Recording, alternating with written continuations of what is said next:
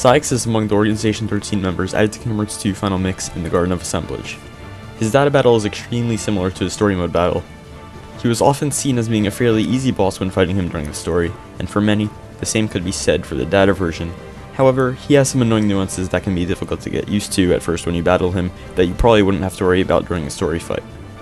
Unlike my previous guide for Data Roxas, where I gave a complete in-depth guide for the boss, this time I'm going to give more of a straight-through tutorial through the fight, since Saix is more of a straightforward battle. I will still be going through his individual moves and walking you through the battle as a whole, but the battle doesn't change much throughout, so this guide is going to say what you should do at certain times during the fight. To start off though, I'll go through the abilities and equipment you should use during the fight. Firstly, I would recommend the Keyblades Fenrir and Decisive Pumpkin. You'll see why I'm recommending Fenrir in a moment, and Decisive Pumpkin needs no explanation why it's a great Keyblade to use. It has the combo boost ability, which will allow much greater damage throughout combos. For abilities, I'll recommend any combo abilities you like minus Dodge Slash. Dodge Slash is slow to pull off, and will only make you more sluggish, and you'll want to be as fast and agile as possible during this fight. Therefore, I'll also recommend the highest level of all your growth abilities. In terms of number of hits you do in your combo, I like to keep all my combo pluses off. Saix's main gimmick is his Berserk meter, which will stop filling if you do a combo finisher, so having your combo relatively short is very optimal. That's why Fenrir is a great Keyblade. However, I do personally prefer Decisive Pumpkin with leaving off negative combo, as if you have fast attacking abilities equipped anyway, the extra damage in a short amount of time is nice, and won't add much time to getting to your finisher. I personally like to use both Guard Break and Explosion as finishers in this fight, with Finishing Plus equipped. I'll explain a certain way I like to attack Saix that involves these two finishers, so if you're following the tips in my guide, then you should use different finishers or attack differently at your own risk. The way I will explain how to attack is not the only way to go about it, but I find it is very consistent. Use any of your best accessories and armor that you have. One piece of equipment I will personally recommend is Full Bloom Plus. It gives you great strength increase and reduces MP charge time by 25%, so using 4 of them in your accessory slots will greatly increase your damage and double your MP recharge time. In terms of items, ethers are not hugely important since you really don't need to use magic much, unless you're reflecting or healing a lot. During this battle, Reflect isn't hugely necessary, and you could definitely get through without using it once. I would recommend potions if anything, and elixirs are always the best item to use for any situation if you have them available to you. Now, onto the actual battle. Note that the steps I give will entail using the abilities I recommended, and attacking will be based around that. Saix will always start off the battle by charging his Berserk meter. Saix charging his Berserk meter is always your chance to attack. When you see him charging, begin your attack and lead it to a Guard Break. However, don't use an explosion. Instead, wait for him to reach the ground after the Guard Break, and then combo him again. This time, use both Guard Break and Explosion. My reasoning for this is due to Saix's Revenge. I usually hit his Revenge value when using both Guard Break and Explosion right off the bat, leading him to attack no matter what. When you use Guard Break, stop, then combo again with both Guard Break and Explosion. This will allow you to get the most damage possible out of a single attacking sequence. After you do this attack, he will do his Revenge. This will entail him winding up his Claymore, then quickly dashing at you. Remember not to attack after the explosion, and either get ready to block or dodge roll out of the way. Reflecting is also an option, but not necessary, as I stated. Nothing in this battle really needs Reflect. After getting used to his dashing distance, you could try to dodge roll backwards in the direction he's dashing at you to get ready to attack, in time to delay his Berserk meter from charging again. To get the most out of the battle, you should always try to make use of Saix's charging time. Learning to optimize your attacks and delay his Berserk meter for as long as possible should be your main goal of the battle. Be careful at the end of Saix's dash though. If you're too close to him as he finishes up, he does another hit after the dash. Being hit by this could allow Saix enough time to charge his meter more.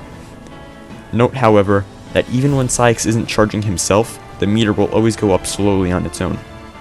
Once the meter becomes full, Saix will interrupt whatever you're doing and enter Berserk mode. He will rise in the air and get ready to attack. He can do various things. Earlier in the fight, he will do more basic attacks, such as combos, throwing his Claymore, and doing jump attacks. Him doing these attacks will result in him losing his Claymore and leaving it on the ground for you to pick up. Picking up the Claymore and using its Berserk reaction command against Saix is the only way to get him out of Berserk mode, so it is extremely important that you learn the best ways to obtain it. The Claymore will disappear after a very short amount of time, so the most efficient way to obtain it is by preparing to grab it through various dodges and blocks against his attacks. The first of these is what I like to consider his ground combo. He will strike with his Keyblade twice, then throw his Claymore a short distance in front of him. All these attacks will have a blue burst of flame around them, making it much harder to approach the Claymore. When he does the final throw, he will leave the Claymore behind. Try to keep an average distance from Saix for the combo, and then for the final throw, get ready to dodge roll towards him and attack. Doing this will give you immediate access to the Claymore. Press triangle as soon as you dodge roll towards the attack to get the Claymore. The second attack he can do is a combo that leads to him throwing the Claymore. During the attack, keep an averagely long distance away from him. After he attacks 4 times, get ready to block his throw. Blocking and pressing triangle as soon as it is blocked will let you grab it.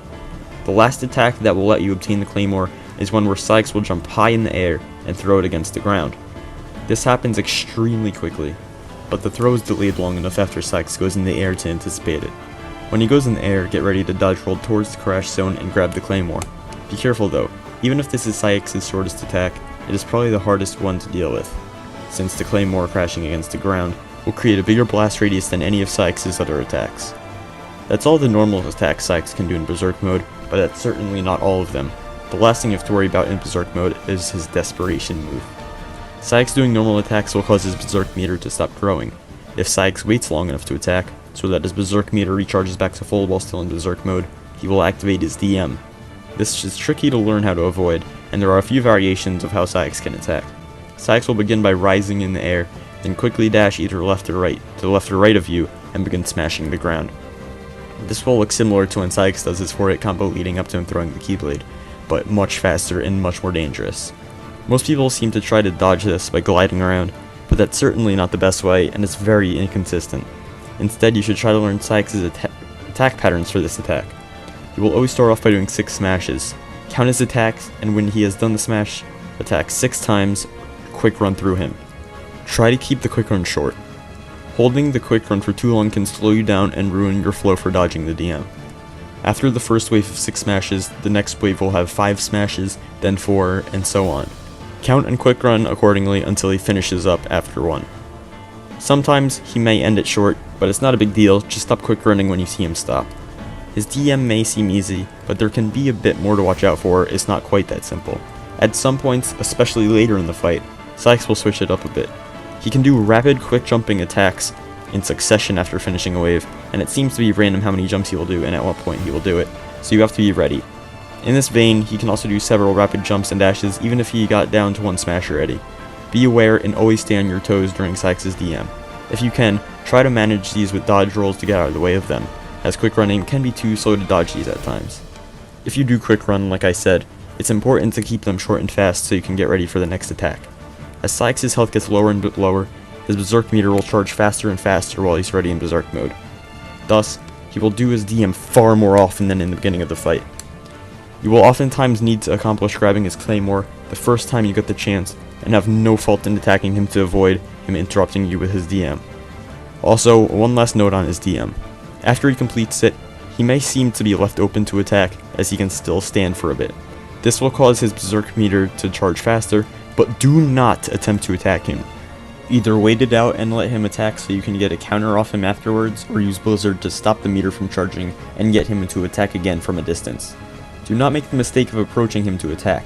He may seem like he's left open, but he will attack you back if you try to attack him. This guide is wrapping up. That's really all there is to the Saix fight, but there's one more nuance you might need to watch out for after you get Saix out of his DM. He will always do a small combo standing in the same place that he lands after you activate his Claymore's reaction command if you're standing close to him. This combo is easily avoidable if you're close to him after he does his DM. Just back off a bit, block, or dodge roll. However, if you are too far away from him, he may just start charging again without doing this combo, so you should try to stay close to him and avoid the attack. Oftentimes, if you attack fast enough in advance, you can guard break through his combo and send his Claymore flying, leaving him open. However, this is a little risky to try doing purposely. When I do it, it's usually on accident when I forget he may do the combo. Keeping in mind everything I've explained up to this point, you should be ready to battle Saix. The whole battle is pretty much just a rinse and repeat of everything I explained. While he's charging, attack the way I told you. When he goes Berserk, try to avoid him and get his Claymore to get him out of Berserk. When he does his DM, avoid it with the knowledge I've given you, and be aware of some of the nuances I mentioned. With all this in mind, you should be ready to fight Saix. Hope this guide helped. and I'll hope to see you next time. Subscribe for more guides and other discussion videos involving Kingdom Hearts, and thank you all for watching. Peace.